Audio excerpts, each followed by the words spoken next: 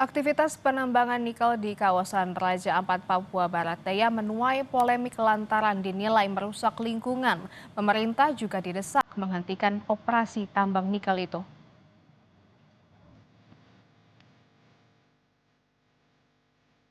Aktivitas tambang nikel di kawasan Raja Ampat, Papua Barat Daya memicu kekhawatiran potensi pencemaran dan kerusakan ekosistem. Mengutip foto citra satelit yang diunggah dari laman Instagram Harian Kompas 29 November 2016, belum terlihat pembukaan lahan di Pulau Gap. Kondisi yang sama juga tampak pada citra satelit yang diambil 19 Maret 2017. Namun pada tahun 2018, aktivitas pembukaan lahan mulai terlihat di pulau itu. Saat meninjau langsung PT Gap Nikel di Pulau Gak, Kabupaten Raja Ampat Sabtu kemarin, Menteri Energi dan Sumber Daya Mineral, Bahlil Lahadalia menyebut tak ada pencemaran lingkungan karena proses produksi tambang terjadi tahun 2024. Pemerintah juga akan melakukan evaluasi menyeluruh terkait izin tambang di Pulau Gak, Raja Ampat.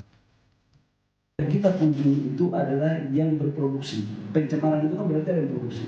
Yang lainnya itu belum berproduksi. Ada satu yang sudah berproduksi tapi di 2024 dan 2025 dia tidak mendapat RKAD. Artinya dari 5 perusahaan itu yang berproduksi hanya satu. Itu yang kita tinjau. Kita pemerintah akan melakukan evaluasi menyeluruh.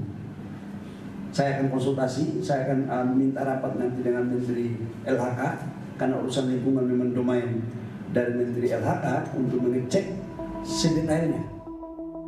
Saat dikonfirmasi terkait polemik tambang nikel di Raja Ampat melalui pesan tertulis kepada Kompas TV, Komisaris PT Gap Nikel, Ahmad Farul Rozi menyebut, lokasi tambang nikel dengan kawasan wisata sangat jauh.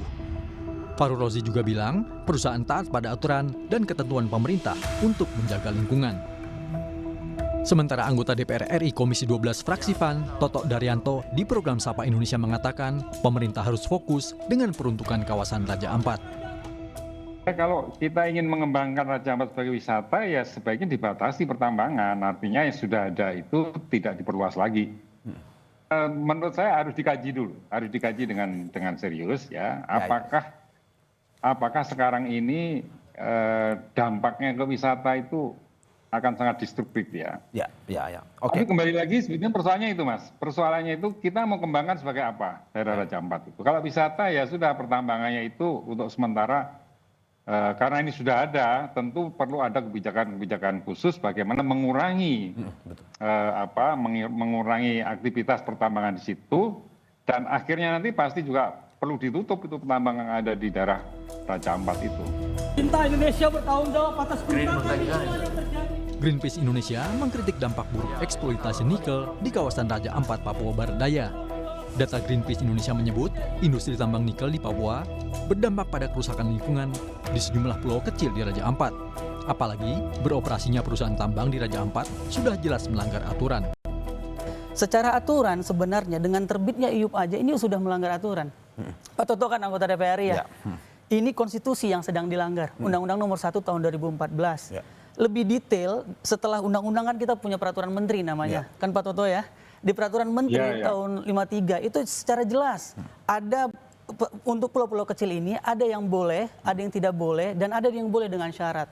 Di pulau-pulau kecil dia 100 km persegi atau 10 hektar, 10.000 hektar itu secara jelas bahwa pertambangan mineral dan batu bara tidak boleh ditambang.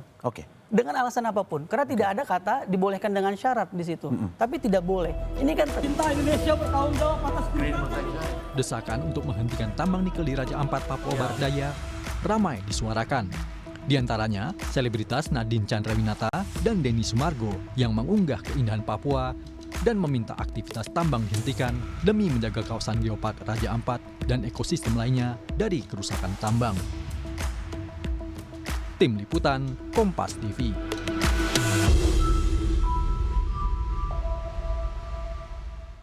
Dua jam sudah kami menemani